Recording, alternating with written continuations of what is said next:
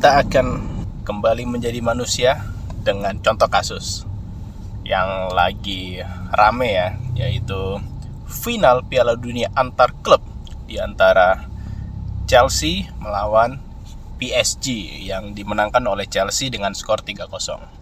Tapi ada hal yang menarik, hikmah yang bisa diambil dari final Piala Dunia antar klub ini. Oke, langsung aja. Yang pertama adalah yang membuat aturan ketika tidak tahu ataupun tidak cukup dengan standar yang dia buat sendiri, dia akan melanggar aturan tersebut. Apa itu? Halftime show. Ya, di sepak bola mungkin itu masih asing karena itu lebih terkenal di olahraga lainnya ya. Ya kalau kalian tahu.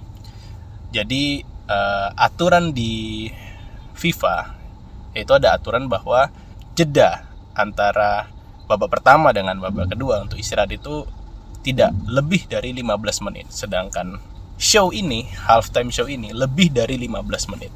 Dan uniknya yang melanggar adalah yang membuat aturan itu sendiri, yaitu FIFA. Karena itu jelas di aturan FIFA, kalian bisa cek, bisa Google, dan beritanya udah di mana-mana. Jadi itu bukti bahwa manusia berorganisasi, lalu dia memiliki standar komersial, standar industri, standar profit, dan dia naikkan semakin tinggi tanpa dia lupa bahwa ada standar cukup. Akhirnya dia melanggar aturan itu demi ambisi itu. Bahkan ketika ambisi itu tercapai, bisa jadi semua aturan mungkin akan bisa dilanggar, bisa jadi gitu. Jadi itu bukti bahwa ya kita tuh perlu kok tahu standar cukup seperti yang ada di video sebelumnya. Kalau enggak jadinya ya kebablasan seperti ini gitu. Padahal banyak opsi di final Liga Champions. Contohnya tahun 2025 juga itu di awal show. Bahkan itu enggak lebih dari 15 menit penampilan awalnya. Itu juga itu bisa di awal sekalian atau enggak apa-apa di tengah, tapi tidak lebih dari 15 menit gitu. Jadi dibatasi 15 menit. Dan banyak opsi sebenarnya. Bisa dibagi, mungkin di awal artisnya sekian, di tengah sekian gitu. Lalu selanjutnya adalah yang kedua, kejadian dalam hidup itu bisa membuat orang bereaksi berlebihan.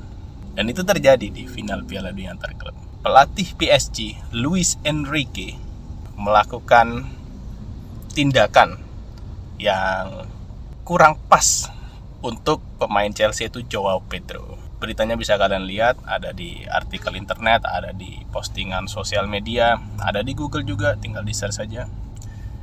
Yaitu di saat timnya kalah, mungkin ada emosi yang bergejolak ya, mungkin saja. Tidak tahu situasi di sana. Apalagi dengan label tim yang difavoritkan untuk juara. Jadi ada pressure, ada dia harus menamatkan legasi ini sebagai juara Liga Champions, sebagai yang mengalahkan tim-tim favorit seperti Bayern Munchen, Real Madrid, dan lain sebagainya di perjalanan dia menuju final. Bahkan karena kekalahan pun ataupun karena suatu kejadian di dalam kehidupan, entah itu dalam sebuah pertandingan, entah itu dalam hal yang lain, itu bisa membuat kita bersikap tanda kutip di luar dari seharusnya begitu. Itulah pentingnya kita harus balik lagi ya, ingat peran. Seperti di video sebelumnya, kita harus ingat peran. Oke, aku peran seperti pelatih, manajer adalah yang mengelit tim ini, yang memanage tim ini. Berarti harus bisa mengkontrol kan. Kan salah satu poin dari manajemen itu kan controlling. Dan itu di luar kontrol. Jadi itu manusiawi. Tapi ya itu juga jadi contoh hikmah kalau kita ini lupa dengan peran. Oke, lalu contoh ketiga, fakta yang menarik. Dengan position yang jauh lebih sedikit persentasenya dibanding PSG, tapi total tembakan Chelsea lebih banyak. Artinya, meskipun PSG mendominasi permainan, tapi Chelsea lebih berbahaya. Bahkan dia bisa nyetak 3 gol. itu juga pelajaran hidup bahwa momen ya itu menjadi titik krusial ya. Tidak peduli seperti apa pressure yang sedang kita hadapi, tidak peduli sekeras apa ujian yang sedang kita hadapi, yang sedang kita coba lewati, tapi ada momen-momen itu akan menjadi titik balik dan yang akan membuat wow, ternyata di luar ekspektasi ya bisa melewati ini, bahkan menjadi titik balik hal terbaik dalam hidup. Seperti Chelsea, tim anomali. Kenapa dibilang anomali? Karena dia tidak difavoritkan. Kedua, dia punya track record 2 tahun ke belakang yang tidak terlalu bagus, tapi dia juara Piala Dunia antar klub yang pertama. Luar biasa. Ya, jadi begitu 3 pelajaran hidup yang bisa kita pelajari di final Piala Dunia antar klub, di mana standar cukup itu penting agar kita tidak sampai melanggar atau melewati batas, karena sesuatu yang melewati batas itu akan memunculkan hal yang tidak baik. Lalu yang kedua, peran ya. Kita harus ingat peran.